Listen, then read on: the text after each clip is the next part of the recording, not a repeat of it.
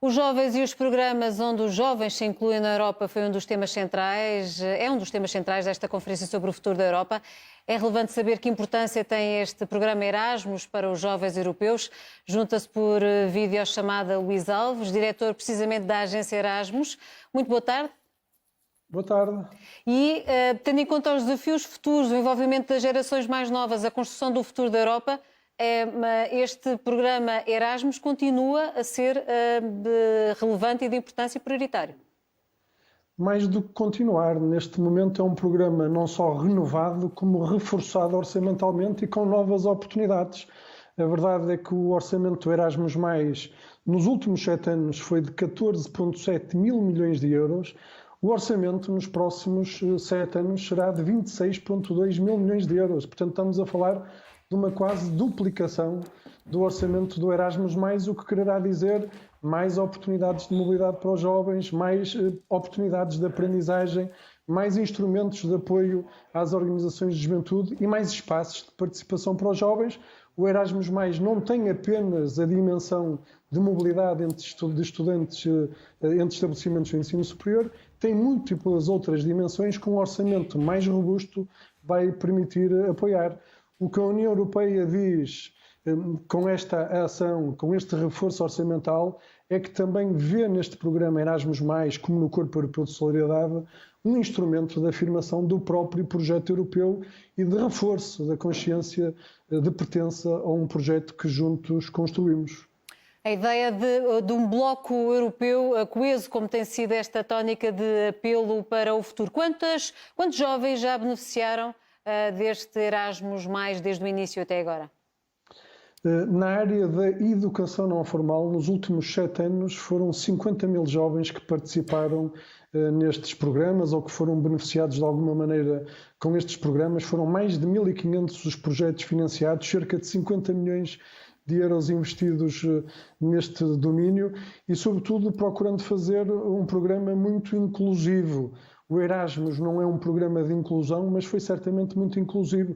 Cerca de 50% dos jovens nos últimos 7 anos que participaram no Erasmus no domínio da juventude, portanto da educação não formal, foram jovens qualificados de alguma maneira como jovens com menos oportunidades, em função de critérios económicos, sociais, culturais ou geográficos. E, portanto, isto mostra também um programa que é capaz de cumprir com essa ambição, a ambição de garantir que as oportunidades europeias dirigidas aos jovens possam, de facto, chegar aos jovens, independentemente das suas circunstâncias, possam chegar às organizações, independentemente da sua dimensão, da sua estrutura, e possam chegar a todos os territórios, quer estejam mais longe ou mais perto dos grandes centros de informação. E também poderá permitir que a formação, a área de especialização ou de conhecimento que um jovem queira aprofundar, que possa ser mais evidente e mais expressivo num determinado ponto, isso não seja um impedimento e que fique, no fundo, cingido àquilo que que é possível no país onde viva, por exemplo. Possa procurar pela Europa a área que pretende aprofundar conhecimento e que queira ter a experiência e tornar-se especialista. Sim, o Erasmus nestes 7 anos terá uma geometria ainda mais flexível. Tem essa possibilidade de ir estudar para fora, quer seja no ensino superior, no ensino secundário, profissional, quer seja no âmbito de projetos da educação não formal, mas também no âmbito de projetos do desporto. O desporto é também uma parte integrante do Erasmus, que terá também projetos de mobilidade, mas este Erasmus vai permitir também projetos nacionais, projetos de participação, projetos de reforço da cidadania e depois cumpre também com esse papel que muito bem quis referir, de corresponder também a uma perspectiva... às expectativas dos jovens, e é uma ideia de uma formação integral dos jovens, que tem uma dimensão da educação formal, mas também valoriza a educação não formal como espaço de aquisição de competências, as chamadas soft skills, o conhecimento das realidades, de novas culturas, novas formas de vida, da incorporação de um espírito empreendedor, do conhecimento dos processos organizativos. Tudo isso são competências que se procura cobrir com o Erasmus+, com mais oportunidades e com mais flexibilidade e, portanto, mais capaz de corresponder a diferentes necessidades, expectativas e interesses dos jovens. E que desafios se avizinham para este projeto, tendo em conta a realidade atual, algumas restrições com a pandemia, aquilo que são os desafios futuros? Que desafios imediatos é que para este programa estão já perspectivados? É verdade que uma pandemia com a sua dimensão sanitária tem profundos impactos no Erasmus.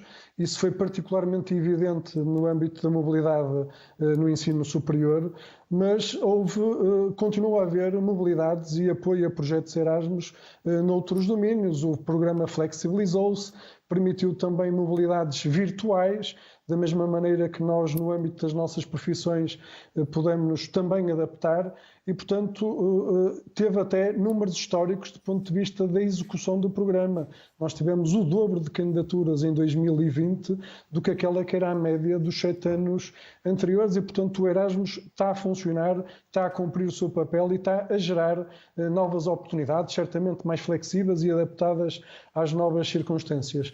Os próximos 7 anos serão 7 anos de um Erasmus também muito alinhado com aquela que é a agenda de futuro da União Europeia, uma agenda também muito alinhada com aquelas que são as expectativas dos jovens e as causas que motivam a sua vontade de participação, por exemplo, a agenda ambiental, do desenvolvimento sustentável, da luta contra as alterações climáticas, uma agenda de futuro, uma agenda em que a União Europeia está na vanguarda, mas uma agenda também muito puxada pelos jovens e, portanto, é muito pertinente que o Erasmus+ também contribua para a prossecução dessa agenda de muitas maneiras, financiando projetos educativos nesse domínio, mas também majorando financeiramente mobilidades que decorrem, por exemplo, usando meios de transporte mais amigos do ambiente.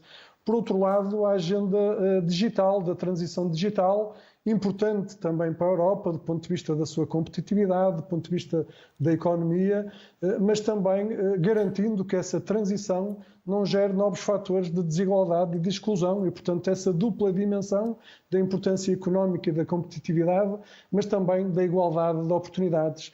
Por outro, a inclusão, garantir que estas oportunidades cheguem a todos os jovens e em todos os territórios. E a necessidade de exercerem a cidadania e participarem, como este apelo que foi tão comum nestes discursos que acabámos de ouvir nesta conferência. Precisamente, por fim, essa prioridade da participação, o objetivo maior destes programas no sentido de garantir que os jovens são cidadãos de corpo inteiro, de pleno direito, capazes de serem atores no campo económico, social, cívico e político e, portanto, de serem também cidadãos europeus. O projeto europeu foi aqui muitas vezes falado também nos discursos da inauguração da conferência, ou do lançamento da conferência sobre o futuro da Europa. É um projeto generoso, mas é também um projeto muito exigente. Exige muito das instituições, dos Estados, exige muito também dos cidadãos. E isso quer dizer a capacidade de combater o ressurgimento de ódios e de egoísmos vários que se vão manifestando pela Europa, mas quer dizer, sobretudo, também participação, cidadania, um espaço de participação europeu e, portanto, que nos permita construir esta consciência de pertença a um projeto que juntos construímos. Isso é absolutamente essencial para a afirmação do projeto europeu. Luís Alves, muito obrigada pela sua presença neste 3 às 15 da RTP3. Muito obrigado, boa tarde. Muito obrigada.